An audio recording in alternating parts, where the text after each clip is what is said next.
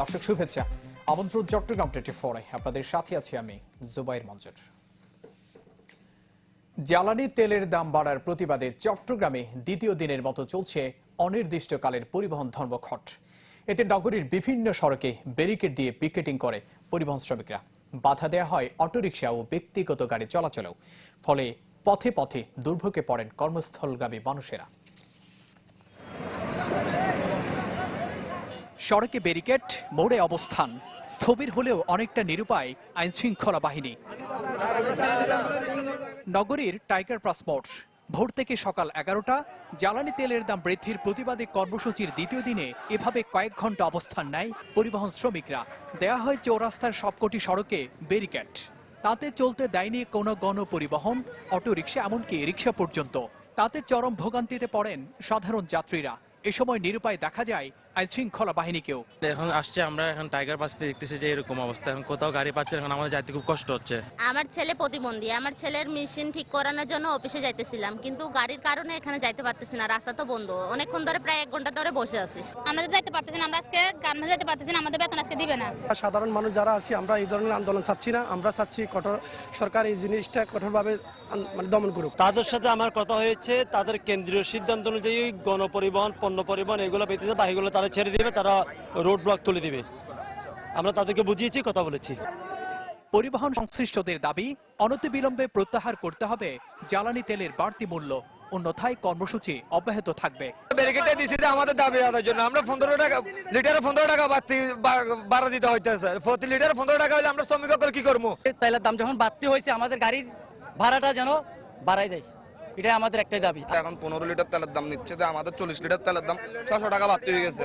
এটা বাংলাদেশ সরকার কিন্তু উচিত নয়, এটা আমাদের গরিব রাষ্ট্র, এটা ধনী রাষ্ট্র না, এটা আমেরিকা না, এটা ইউরোপ কান্ট্রি না। এদিকে টাইগার পাস মোড় ছাড়াও নগরীর বেশ কয়েকটি গুরুত্বপূর্ণ পয়েন্টে অবস্থান নেয় পরিবহন শ্রমিকরা। তাতে পণ্য পরিবহনেও অচল অবস্থা সৃষ্টি হয়। জুবাইর মঞ্জুর, চ্যানেল 24, চট্টগ্রাম। এদিকে কাল সকাল থেকে চট্টগ্রামে ধর্মঘট প্রত্যাহারের কথা জানিয়েছে বাস মালিকদের একাংশ। দুপুরে কথা জানান চট্টগ্রাম মেট্রোপলিটন পরিবহন মালিক গ্রুপের সভাপতি বেলায়েত হোসেন। তবে অন্য সংগঠনগুলো এখনও ধর্মঘটে অনড়।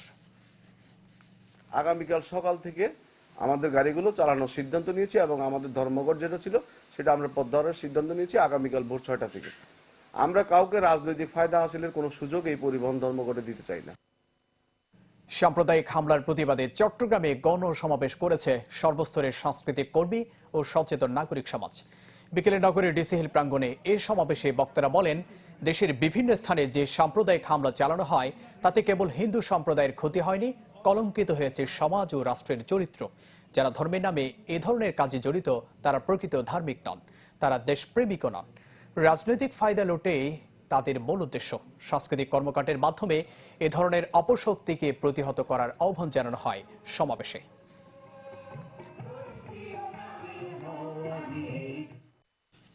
টাকা ছাড়া সরকারি চাকরি নয়, প্রচলিত এ ধারণা পাল্টে দিয়েছে বাংলাদেশ পুলিশ। পার্বত্য জেলা খাগড়াছড়িতে মাত্র 100 টাকার ব্যাংক ফি জমা দিয়ে পুলিশের ট্রেনি রিক্রুট কনস্টেবল পদে চাকরি পেয়েছেন 13 জন। সংশ্লিষ্টরা বলছেন, এই নিয়োগে অর্থ কিংবা প্রভাব নয়, প্রাধান্য দেওয়া হয়েছে যোগ্যতাকে। মিষ্টিমুখ সাথে ফুলেল অভিনন্দন, এভাবে বরণ করে নেওয়া হচ্ছে খাগড়াছড়িতে পুলিশের নতুন নিয়োগ পাওয়া সদস্যদের। চাকরি নয় সেবা, এ স্লোগানে সারা দেশের মতো খাগড়াছড়িতেও চলে কনস্টেবল পদে নিয়োগ পরীক্ষা। তাতে শারীরিক, লিখিত এবং মৌখিক পরীক্ষা সহ 7 ধাপে 10 দিনের যাচাই বাছাই শেষে 486 প্রার্থীর মধ্যে মনোনীত হন এক নারী সহ 13 জন, যাদের প্রায় সবাই দরিদ্র পরিবারের। আমি চাকরি পাওয়াতে আমার বাবা সবচেয়ে বেশি খুশি হবে এবং আমার পরিবার মোটামুটি সফলতা পাবে আমার চাকরি পাওয়াতে, এবং আমি আমার চাকরি পেয়ে দেশ সেবার কাজে নিজেকে আত্মনিয়োজিত করব। 100 টাকার ব্যাংক ড্রাফট বা ব্যাংক চালানোর মাধ্যমে খুবই সুষ্ঠুভাবে এবং নিরপেক্ষভাবে যোগ্যতারা তাদেরকে নির্বাচিত করে আমি চাকরিটা পেয়েছি। আমার চাইতে আমার পরিবার বেশি খুশি হয়েছে এবং আমার পরিবার স্পেশালের জন্য অনেক দোয়া করবে যে আমাকে প্রাথমিকভাবে যোগ্যতার ভিত্তিতে নির্বাচিত করছে। শিক্ষাগত যোগ্যতা, কঠোর পরিশ্রমের মাধ্যমে যেই এখানে উত্তীর্ণ হয়েছে সেই চাকরি পেয়েছে। কোনো ধরনের অনৈতিক লেনদেন ছাড়াই মাত্র 100 টাকার ফি দিয়ে পুলিশ বাহিনীর একজন সদস্য হতে পেরেছেন পাহাড়ের এসব তরুণ। আগামীতে নিয়োগ পেতে আগ্রহীদেরও অবৈধ লেনদেন না করার পরামর্শ পুলিশ সুপারের।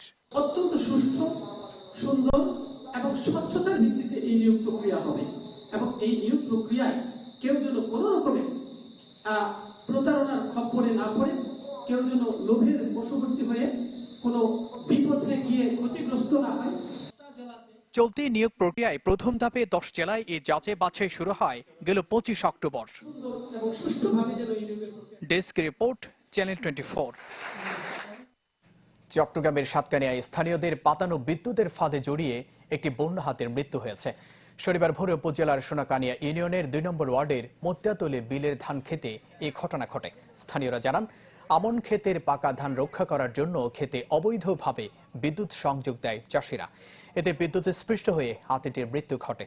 বন বিভাগের কর্মকর্তারা জানান, মা হাতিটির বয়স আনুমানিক 50 বছরের বেশি। হাতির গোড়ের নিচে ক্ষত চিহ্ন রয়েছে বলে জানান বন বিভাগের কর্মকর্তারা।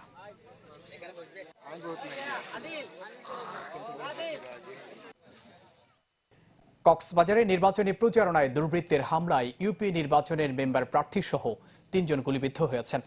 গতকাল রাতে এই ঘটনা ঘটে সদর উপজেলার ঝিলংজা ইউনিয়নের লিং রোড স্টেশনে।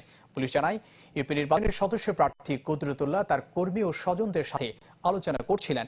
এ সময় একদল দুর্বৃত্ত হামলা চালায়। এতে গুলিবিদ্ধ হন জেলা শ্রমিক লীগ সভাপতি জহিরুল ইসলাম, কুদরতুল্লাহ ও জহির শিকদার। পরে স্থানীয়রা আহতদের উদ্ধার করে কক্সবাজার সদর হাসপাতালে ভর্তি করে। হামলায় কারা জড়িত তা খতিয়ে দেখছে আইন শৃঙ্খলা বাহিনী।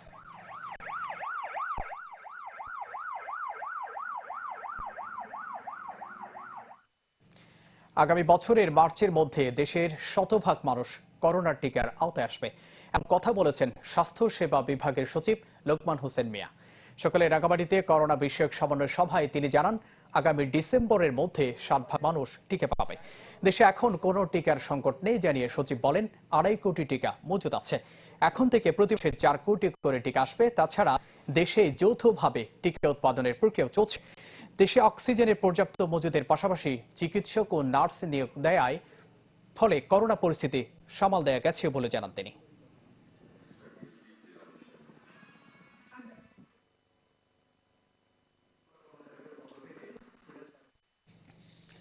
চট্টগ্রামের পটিয়ায় করতলা বিখাইন সদ্ধর্মালঙ্কার বিহারে অনুষ্ঠিত হয়েছে কঠিন জীবরদান।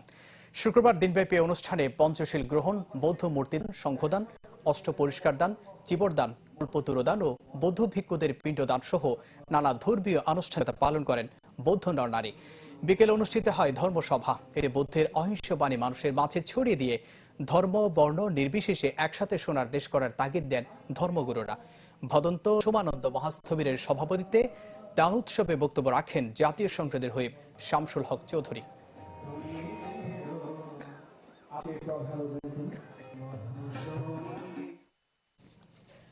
চট্টগ্রাম প্রেস ক্লাবের সঙ্গীত সন্ধ্যায় গানের সুরে মাতালেন আঞ্চলিক গানের কিংবদন্তি শিল্পী সঞ্জিত আচার্য ও কল্যাণী ঘোষ। ক্লাবের এসরমান হলে এই সঙ্গীত সন্ধ্যায় সঞ্জিত ও কল্যাণী গেয়ে শোনান কালজয়ী সব গান। প্রয়াত আব্দুল গফুর হালি, মোহাম্মদ নাসির সহ প্রখ্যাত সঙ্গীতজ্ঞদের লেখা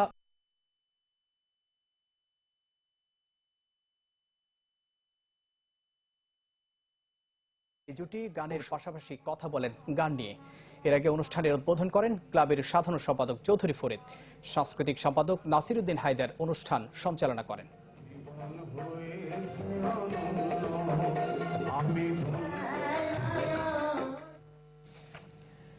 স্বাধীনতার সুবর্ণ জয়ন্তী উপলক্ষে চট্টগ্রামে কর্মরত সাংবাদিকদের নিয়ে রোববার শুরু হচ্ছে মিডিয়া কাপ ফুটবল। বিকেলে সংবাদ সম্মেলনে এর বিস্তারিত তুলে ধরেন আয়োজক সংগঠক টিভি ক্যামেরা জার্নালিস্ট অ্যাসোসিয়েশন চট্টগ্রামের কর্মকর্তারা। একই সাথে টুর্নামেন্টের দলগুলোর আনুষ্ঠানিক জার্সি উন্মোচন করা হয়। টুর্নামেন্টে অংশ নিয়েছে চ্যানেল 24, চ্যানেল আই, সময় টেলিভিশন, মাছরাঙ্গা টেলিভিশন, গাজী টিভি ও বৈশাখী টেলিভিশন। প্রতি দলে 12 জন করে মোট 72 জন খেলোয়াড় এতে অংশ নেবেন। 12 নভেম্বর অনুষ্ঠিত হবে ফাইনাল।